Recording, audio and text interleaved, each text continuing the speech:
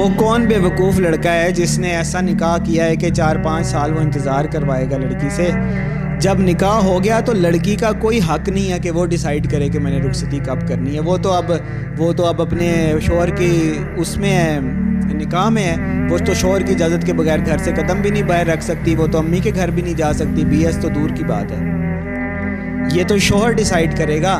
اگر شوہر کہتا ہے ابھی آ جاؤ تو وہ اپنی امی کا حکم نہیں مانے گی، ابو کا حکم نہیں مانے گی، مولوی مفتی کا حکم نہیں مانے گی۔ وہ اسے ڈیٹ پہ بلائے، ہوٹل کے روم میں بلائے، بیڈ روم میں بلائے، کمرے میں بلائے، اپنے گھر بلائے، امی کے گھر بلائے، اس کے اوپر جانا لازم ہے۔ وہ تو ہوتی مطلب اس کے پاس تو پرمیشن ہی نہیں ہے ڈیسائیڈ کرنے کی۔ لڑکا غلط ہے، بے وقوف ہے، وہ کیوں مان رہا ہے؟ عجیب بے وقوف آدمی ہے کہ اپنی بیوی کو یونیورسٹی بھیج رہا ہے، خود پک اینڈ ڈراپ کرے، وہ اپنے ساتھ اس کو بسائے۔ نکاح کے فوراً بعد رخصتی ہونی چاہیے، اپر لمٹ تو کوئی